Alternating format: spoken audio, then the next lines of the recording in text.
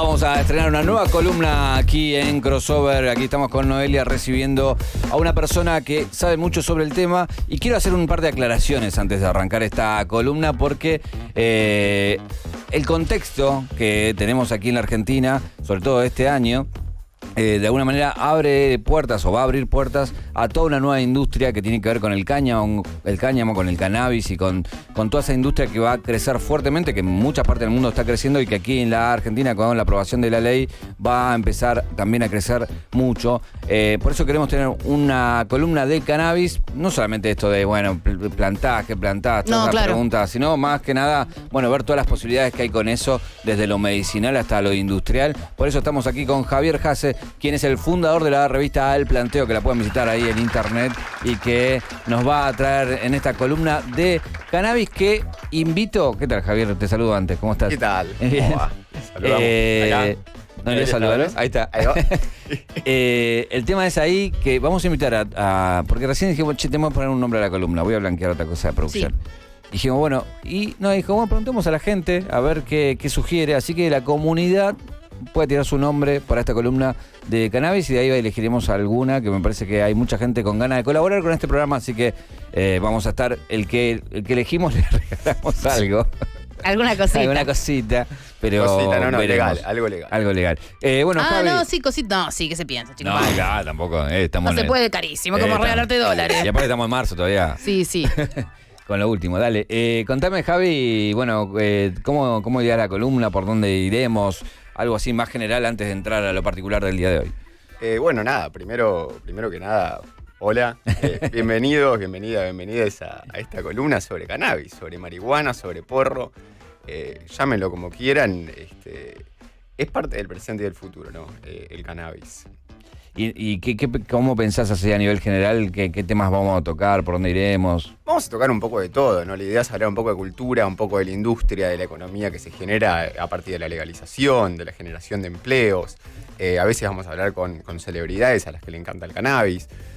Y puede parecer un poco frívolo, ¿no? Decir, ay, pero la celebridad, ¿qué importa? No, pero es una parte súper importante del proceso de normalización y desestigmatización. Qué palabra, ¿no? Difícil que elegiste para arrancar, ¿no? No va a salir ni en pedo. No, pero re bien, porque aparte yo creo que los tatuajes, por ejemplo, empezaron a hacer, creo que los camareros y gente que trabaja, como viste que antes decían, no, tatuado no. Claro. Y ahora un poco más, o sea, no te digo que en un banco hay gente con tatuaje en la cara, pero creo que Tinelli tuvo mucho que ver. Sí, que pareció todo tatuado y las señoras dijeron, pero él no es un drogadicto. Todos los caminos conducen a Tinelli. Y viste cómo es esto. ¿Viste cómo es esto? Bueno, pero también digo, me parece que un poco lo que pasó con la ley de marihuana medicinal aquí en la Argentina empezó a dar otra perspectiva, ¿no? Y que eso haya pasado por un congreso, que haya una ley, que haya una lucha por eso y que muchas personas que necesitaban otro tratamiento, otra forma de poder curar su patología o de poder sobrellevarla de la mejor manera, abrió una perspectiva nueva. Y espero que decía, ¿no? Este crecimiento exponencial de una industria que debe ser, si no es la que más crece junto a otras que tienen que ver con la tecnología, está ahí. O sea, el año pasado, por ejemplo, en Estados Unidos, que el cannabis es legal en muchos estados, pero es una cuestión de estado por estado, el cannabis fue el mayor generador de nuevos empleos. Salió justo un reporte hace 2 semanas de una empresa que se llama Leafly y reveló esto, digo, súper interesante, en un momento de crisis económica, pandemia, de cierre de locales, de cierre de negocios, de despidos masivos, de congelamiento de sueldos, sobre todo en Estados Unidos, donde el derecho laboral no está tan avanzado como en Argentina. Sin embargo, la industria del cannabis siguió creciendo, ¿no? Digo, hablando de este tipo de cosas. ¿Sí? No, y aquí en la Argentina también, digo, tenés gobiernos provinciales y municipales que están abriendo predios y estudios con respecto a esto, de lugares que serían destinados a la producción y a la industrialización de esto en distintas provincias. También tiene que ver con un clima muy adecuado para eso que tiene la Argentina, con lo cual, puede ser una gran fuente de ingresos para el país también, ¿no? Totalmente, para toda América Latina en general, ¿no? Y volviendo un poquito hacia atrás, ¿no? Con esto que decías, de cómo fue avanzando un poco el cannabis, ¿no? En los últimos años lo que hemos logrado es una resignificación del cannabis, ¿no? Cuando yo empecé a trabajar en cannabis en el año 2013, le dije a mis padres, que son grandes, tienen ambos más de 70 años ahora, y y les tenía que decir, es cannabis, no es marihuana, como si fueran cosas distintas, ¿no? Y para aclarar, es la misma planta, es absolutamente el mismo producto, pero lo rebrandeamos de una manera que la gente se sentía cómoda. Entonces, durante los primeros años, mis padres le decían a sus amigos, a sus amigas, mi hijo trabaja en cannabis medicinal, no es lo mismo que marihuana. No, bueno, Claro. y ahora también tenés, que ya lo ves en la televisión, hay bueno, voy a decir un átomo, ya lo tienen, Sí. que tienen CBD, que digo, Sí. está en prime time de la televisión para señores mayores que ya ven eso como algo que pueden comprar en la farmacia y se lo ponen y ya identifican que eso tiene una propiedad que les puede aliviar el dolor, por ejemplo, y es algo que está aprobado por la ANMAT, que está difundido en un canal de televisión en horario prime time que se vende en la farmacia, digamos. Totalmente, y también se generó esa conciencia ante toda la población, ¿no? Hace unos años la mayoría de la gente, o del mainstream si se quiere, no sabía que el cannabis tenía estas propiedades medicinales o terapéuticas, ¿no?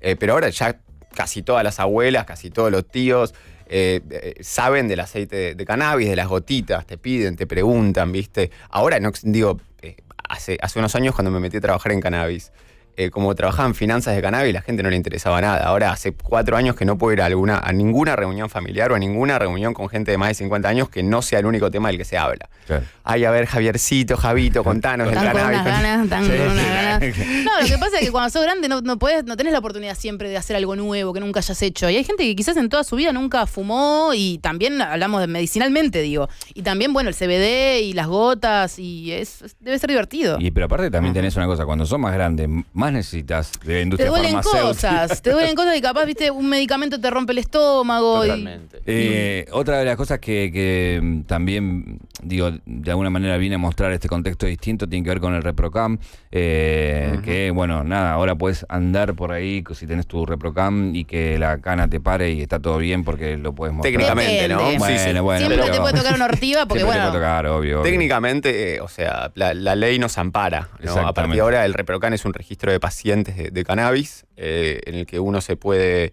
anotar con una indicación de algún profesional de la salud, y esto nos permite tener una determinada cantidad de plantas en casa o cedérselas a alguien más para que las cultive por nosotros o nosotras, y nos permite transportar hasta 40 gramos de cannabis o concentrados y extractos varios, ¿no?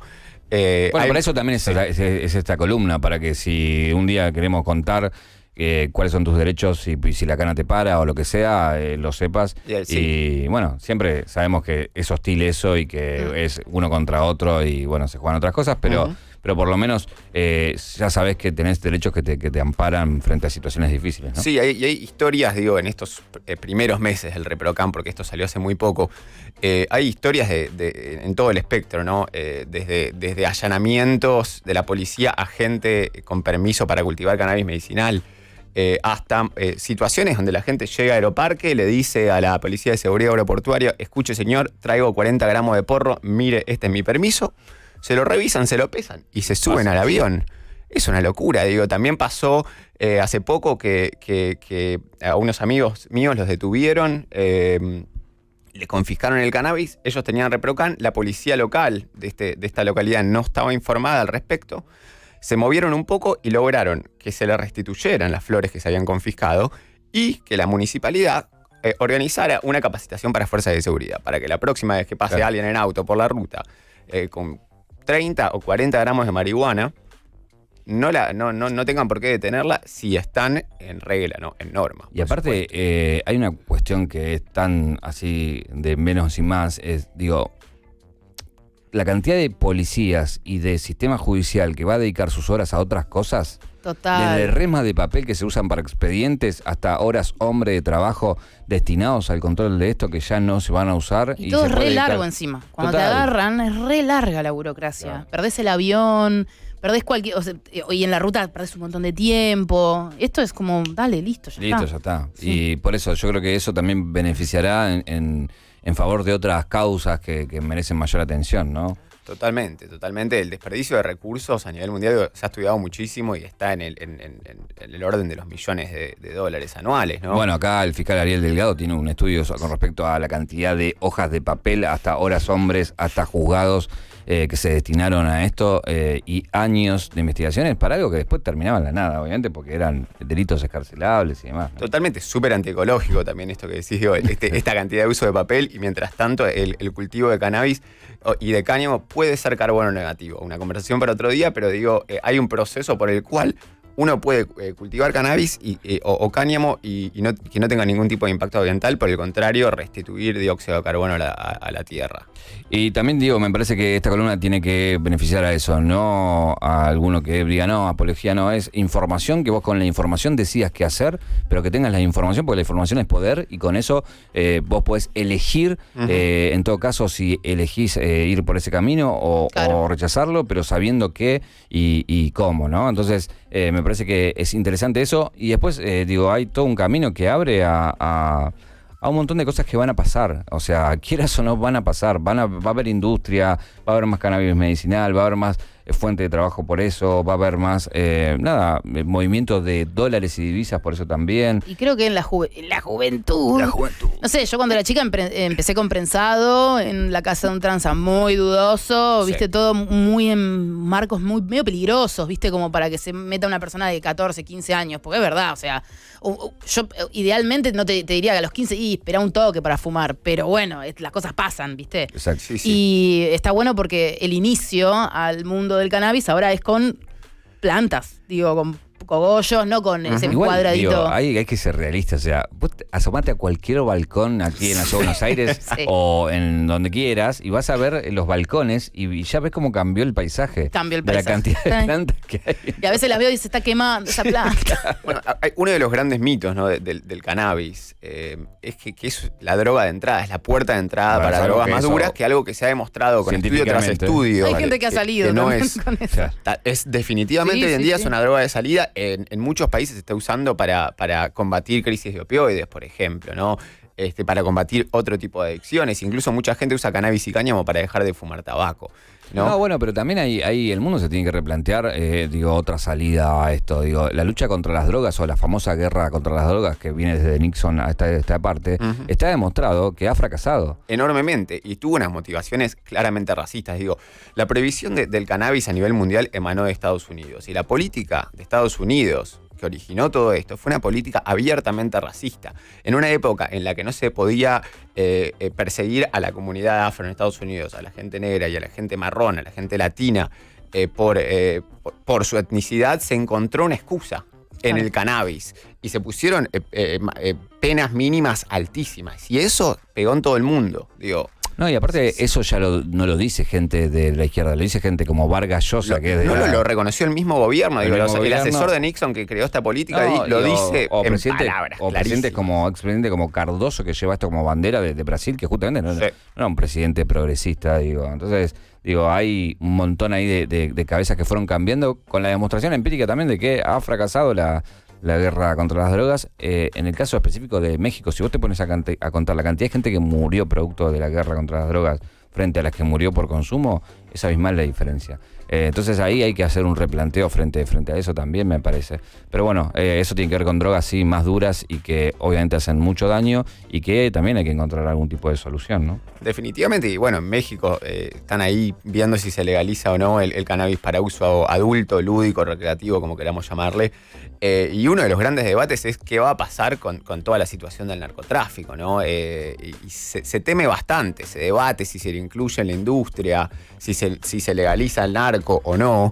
Las implicancias son súper profundas. Es un debate a nivel mundial. Es un debate que se está dando en todas partes del mundo y sobre todo en los lugares más picantes. Así que, nada, cuando se abre un debate va a haber un cambio. No sabemos cuán grande va a ser ese cambio, pero seguramente un cambio habrá. Vamos puntualmente a lo de hoy. ¿Con qué venimos? Hoy vine con unas historias como para arrancar, ¿no? Hablando un poco de la legalización y lo que decían antes, ¿no? No es la intención que esta columna sea una columna de adoctrinamiento, es contarles una realidad que existe, ¿no? El cannabis se está legalizando en gran parte del mundo. Sí, no se sientan adoctrinaditas por cualquier cosa que después ya, ¡ay, me adoctrina! Venimos a contarles algo que está pasando en todo el mundo y que la gente a menudo no quiere hablar, y muchas veces cuando se habla como si fuera un tema jocoso. Y la verdad que hoy en día sí, están hablando de faso. Es horrible.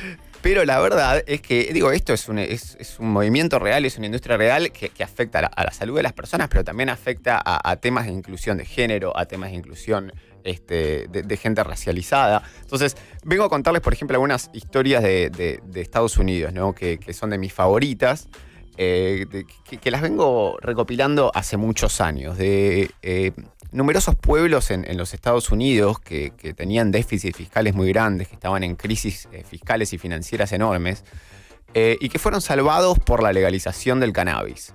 La primera de estas historias es la de el pueblo de Coalinga, en California.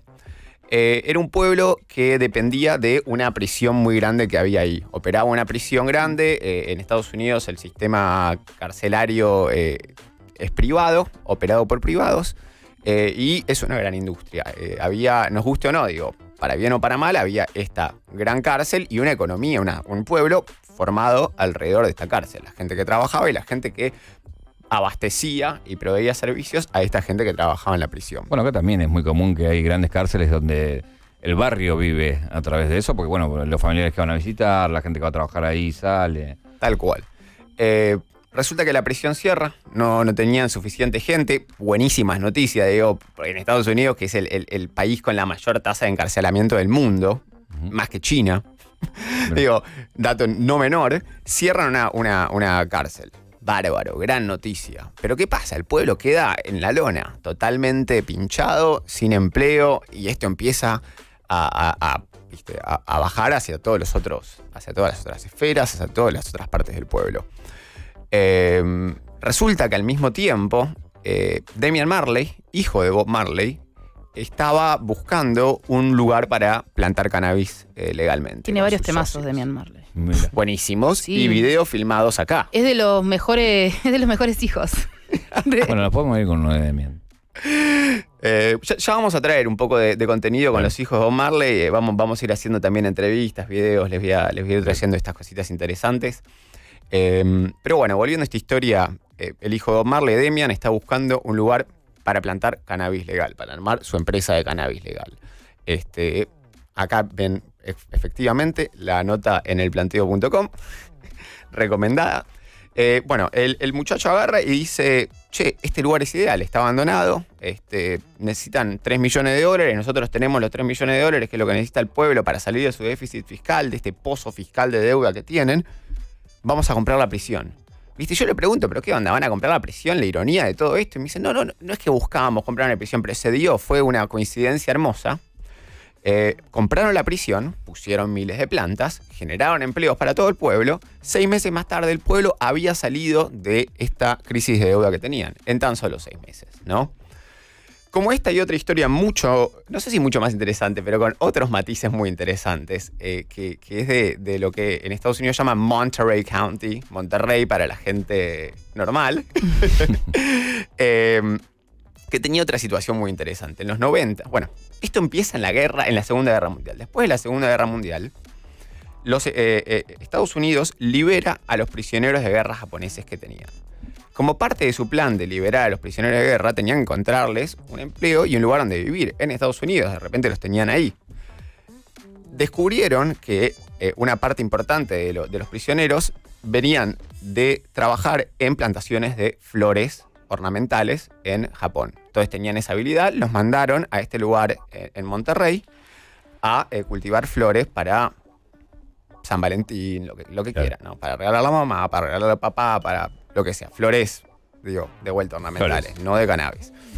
En los 90, toda esta producción de flores se movió a Ecuador y Colombia porque obviamente los costos eran mucho más bajos que producirlos en Estados Unidos. Y de vuelta, todo este condado queda devastado. Y este amigo mío, pasan los años y este amigo mío que se llama Steve DeAngelo, un muy famoso activista, pasaba siempre por la ruta, una y otra vez. Pasaba y veía en este Monterrey miles de invernaderos abandonados. Uno, otro, todo muerto, todo vacío. De vuelta agarras un estudio y descubre que el clima del lugar era ideal para cultivar cannabis. Bueno, todo. Y se le ocurre... Indoor gigantes.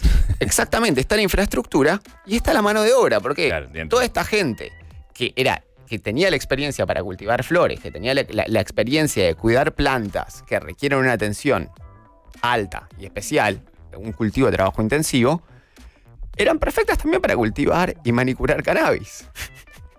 Entonces, de vuelta, todo este condado, el enorme déficit fiscal, logra negociar con esta empresa para que se pongan sus invernaderos de cannabis. Funciona bárbaro. De vuelta, el pueblo sale del déficit. A los 6 meses había otras 12 empresas establecidas en el lugar, porque les encantó la historia. Esto es un poco anecdótico, digo, en el fondo la gente puede decir qué me importa lo que pasa en Estados Unidos, ¿no? Pero son hermosos ejemplos de lo que genera la legalización y de lo que puede generar la creatividad humana, ¿no?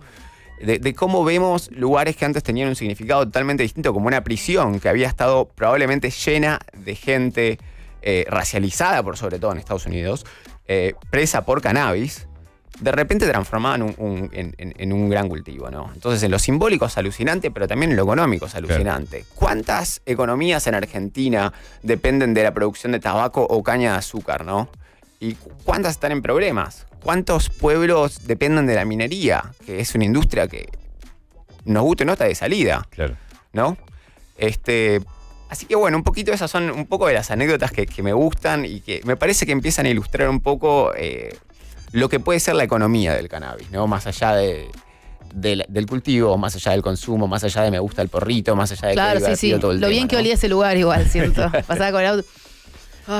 Alucinante. El teléfono es 15 40 41 9660, 15 40 41 9660. Nos mandan sus nombres ahí, que vamos a estar bautizando esta columna en la próxima de Javier, que nos va a estar trayendo mucha data, mucha información. Cada 15 días más o menos va a estar por acá. Vamos a estar cada 15 días. ¿La que viene dónde estás? ¿Estás acá o estás afuera? La que viene no lo sé. Bueno, hablando un poco del mainstream del cannabis, el viernes me estoy yendo a una conferencia que se llama South by Southwest, es en Austin, enorme, junta alrededor de 400.000 personas en Austin, speaker nivel Obama, y tienen todo un circuito entero de cannabis, así que bueno, estamos viajando ahí a hablar un poco de cannabis. ¿Vas a exponer ahí? Voy a exponer en un panel en el escenario principal sobre el futuro del cannabis, con una gente que son futuristas y hacen predicciones sobre el cannabis en 2050, y después un panel sobre censura de contenido canábico en medios y en redes sociales. Mira. Con una empresa estadounidense que se llama Weedmaps y con Instagram y Facebook. Así que vamos a estar viendo qué ocurre. ¿Alguno que conozcamos así medio del palo así más mainstream que esté por ahí o es todo más...? No, cannabis? hay de todo. O sea, la cantidad de gente súper mainstream que ama el cannabis es infinita. Gran parte de mi trabajo implica hablar con celebridades. No solo Snoop Dogg, hay veces que no sé... una vuelta me tocó entrevistar a Jane Fonda y hablar de marihuana. Claro. Jane Fonda, ícono del cine, una señora que es toda 5 o'clock tea, viste, toda fancy, y habla de cannabis sin tapujos y sin problemas. Alucinante. Así que creo que la próxima, en 2 semanas, los agarro desde México, que paso por el Vive Latino. Pues estás en el Vive, Ahí, bien. vamos perfecto. a contarles un poquito de lo que está pasando por ahí. Bueno, pueden ver más info de cannabis ahí en elplanteo.com. Ahí tienen toda la data para todo lo que les interese el tema para profundizar. Y de hecho está la nota también de prisión abandonada a cultivo de marihuana de Damian Marley, que vamos a escuchar para cerrar esta hermosa columna. Gracias, Javi. Bienvenido aquí a Crossover.